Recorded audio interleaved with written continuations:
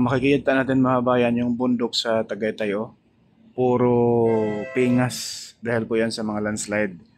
Napakaraming landslide po sa paanan ng Tagaytay mga kabayan, oh. Ayan, oh, masasalanan nyo sa malayo. Kitang-kita yung mga landslide, napakarami. Kaya itong Laurel, Batangas mga kabayan, lalo na pag ma-develop pa yan ng husto yung Tagaytay mga kabayan, marami ng kondo, mga high-rise building, asahan natin na itong problema rito ay paulit-ulit. Kaya itong Laurel at Talisay ay hindi po talaga safe na lugar dahil itong klima sa sa buong mundo ngayon mga bayan ay talagang iba na. Masisilayan natin mga bayan yung sa taas nitong Laurel. Ayan po, Skyranch, ayan na po yung Tagaytay. Nasa baba po talaga itong Laurel mga kabayan. Kaya lahat ng tubig sa Tagaytay dito bagsak.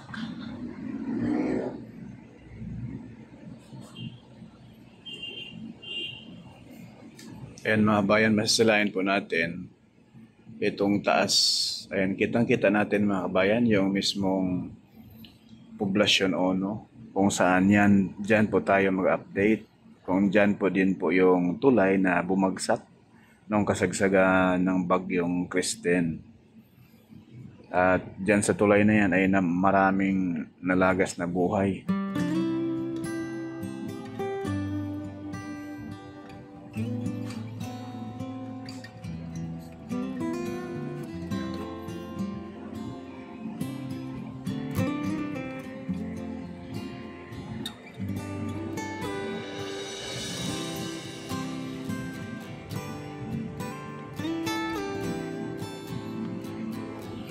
Sa bandang taas mga bayan, kitang-kita natin ang Tagaytay.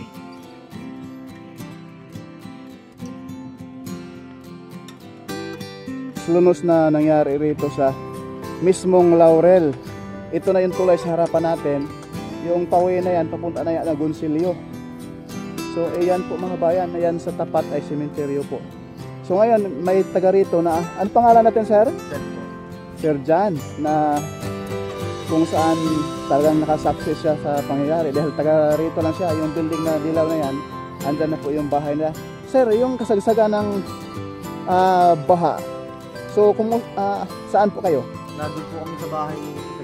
Bahay. So paano yung yung mga gamit nyo sa... Wala po kami naisan pa na gamit po. Wala po biglaan po nung nagtatangki. So anong ba yun sir? Anong oras? After lunch po yan, nagla-lunch po kasi kami mga alas 2. Anong eksakto pitsa ba yun sir? 24 po yun. Ng October? Opo. 24 na October. So yan po ang nangyayari rito mga kabayan. So sir, kung sakaling pong may magbigay ng tulong sa inyo, so ano po yung GCash nyo? Opo. Para direkta na lang sa inyong Opo, meron account. naman po kaming GCash account yun po. Meron po kaming Metrobank. Metrobank account. Sa GCash na lang sir, ano po yung GCash number? Sabihin nyo po sir. Opo, 0936-684-6830. Ulit po sir, dahan-dahan lang po. 0936-684-6830. Ayan po mga bayan, kung sino pong gustong magbigay ng tulong ni sir dyan sa kanilang pamilya, dahil kalunos-lunos po talaga ang nangyari. Yung mga bahay rito mga bayan nasisira, basag. Dahil sa natamaan sa mga troso, mga... Nalikas po kami dito, gabewang na po ang tubig. Hanggang baywang na. Opo. Ayan. So, yan sir, panawagan nyo po sa ating mga kabayan, mga OFW, mga Filipino migrant worker. Panawagan nyo po, wag kayong mahiya. Yun po, yung kung sino pong gustong tumulong, pumunta lang po dito sa poblasyon Laurel, Batangas na mga nasalanta po ng bagyo. Yun po. So yung sir, yung gustong tumulong sa inyo, yan na po yung GCash nyo. Opo sir. Ulit nga sir, yung GCash nyo? 0936-684-6830. Ayan. Sir, salamat po ng marami at Opo sir. kami po ay nakikiramay sa inyong kalungkutan ng nangyayari ng trahedya sa Laurel, Batangas, Talisay, no? At sa buong Batangas mga kabayan. Opo, salamat. Ayan sir, salamat po. Yan po yung bahay ni Sir dyan sa tapat ng ano. Talagang wasak din po ba sir yung bahay nyo? Hindi naman po siya totaling wasak. Pero bali, yung- lubog po ang loob ng bahay namin. Pero yung gamit nyo, limas. Opo, wala pong natira kahit isa. Kahit Diyos ko, po, kawawa naman. Kahit mga damit, wala po kaming Oo. nadala. Yan po yung mga lupa mga kabayan. Galing po ito sa kabundukan. At masisilayan po natin yung bundok ng Tagaytay. Oh, ang daming landslide. So ngayon, saan yan yung mga lupa na bumagsak yan? Dito po yan, bagsak. Ayan po, kitang kita po natin yung Skyrands. Oh. Yung sa taas mga kabayan. Oh. Yan po. Kung sino pong gustong tumulong kina sir, ay andyan na po yung GCash niya. Sir, salamat ng marami. Salamat Ano? po, salamat. Okay. So ngayon mga bayan, punta na po tayo rin eh. Puntahan natin rito yung mismong mga kababayan natin. Mayroon po rito mga pribadong company, mga mabubuting mga puso mga bayan na pumunta rito na mamigay ng tulong. Ayan po. Ayan po mga bayan. Kita niyo yung mga gamit oh. Ayan po yung bahay oh. Halos umabot na sa bubong yung ano, yung mismong mga lupa na tumambak rito. Diyos ko po, grabe. Ayan. Yan, si sir. Sino pong gustong tumulong dyan? Yan, yung mga gamit nila mga bayan, no? Ubos. Limas. Yung mga bahay nila mga kabayan, halos kalahati na po. Halos umabot na sa bubong yung mismong lupa. Ayan, no? Kita nyo naman.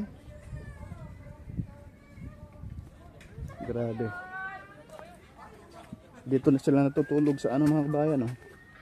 Yung mga bahay, ang ganda ng bahay, oh. Oh my God. Opo, sir. Magandang umaga, sir. Wala ho, ganito nangyayari sa amin. Talagang parang buhay eh. Oo nga eh. Kapalaran. Kaya nga. Ayan po mga kabayan. Sobrang, ang loob ng bahay, sobrang kawawa. Oo. Ayan. Ano may bahay? Ano may bahay? Opo, sir. Ay, pisan. Ayan, oh. Yung bahay mga bayan, oh. Grabe. Sir, baka may gustong tumulong sa, sino may-ari ang bahay niya, sir? Ayan. Ayan po si sir, ay ating interviewin. Sir, baka yung mga OFW kasi minsan, nag-message sa amin, baka daw yung mga naepektuhan rito ay makatulong sila. Ay, Sa totoo lang yung ho, GCash, sir, Ah. yung GCash niyo po, kung mayroon po, ay, sabihin niyo na po. Nakimisis po ang aking cellphone eh. Ay, nako. Ang aking cellphone dala ng baha. Nako. Ang kay Mrs. hindi. Saan si Mrs. sir? Na may pinipilahan mo lang. Saglitin ko kaya. Saglitin ko ho Dito kaya. sa kapitbahay niyo, walang Wala GCash ho, po. naroon niya lahat. Sige sir, baka sabihin niyo yung ano, yung number ng GCash niyo po para direkta po ano. Saglitin ko lang. Ako may meron din. Ayan. Ayan po yung bahay ni sir mga kabayan, grabe. Diba? Ayan oh. Hala. Umabot na po halos sa bubong eh. Halos lahat ng bahay. Bakit pa yung ano? Oo nga eh. Ayan po mga bayan oh. Grabe. Sila daw sir, Ang pagtakay mo, sir, saan nanggaling yung truck dito sa likod? Oo nga eh. Ay, galing pa rin sa may taas na yun. Mga, Oo nga. Diyos ko. grabe, yung mga... Grabe mga bayan oh. Ayan po yung bubong. Halos nakayuko na tayo eh. Ayan oh. Ganon. Ayan mga bayan oh. Oh. Ayan. Yan po yung bahay sa kabila. Halos lahat ng bahay rito lubog. Ayan po yung bubong oh. My God. Ayan. Ayan yung truck oh. Itong bahay na to mga bayan, yung bintana halos umabot na sa bubong yung tubig. Tsaka yung ito na po yung mga mismong buhangin, yung lupa. Grabe, Diyos ko po. Yan, pati dun sa kabila oh. Halos lahat ng bahay rin eh. Yung truck rito eh, oh. Limas. So ngayon mga bayan, wait lang po ha. Kaya ano muna natin, grabe.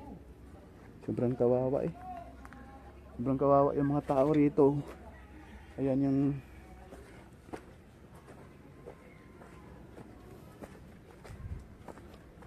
yung bahay na ito medyo okay dahil may second floor. Pero yung ilalim, grabe, tambak ng tubig eh. Lupa eh. Ayan po.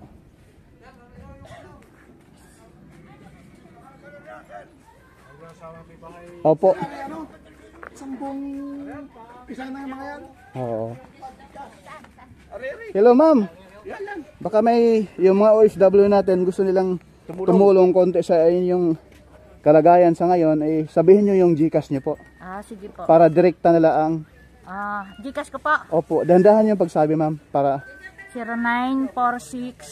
0946-844-3985 po. Pangalan po? Aurea Almeida po. Aurea Almeida. Ulit ma'am yung GCash? 0946-844-3985. Ayan po mga bayan. Salamat naman po. Yan. Yung mga OFW natin, mga Filipino migrant worker dyan na maano naman sa buhay. Ito po si ma'am, yung kalagayan. Yung bahay nila ni ma'am ay kalunos-lunos mga bayan. Yung loob ay talaga namang wash out yung mga gamit eh. Wala po.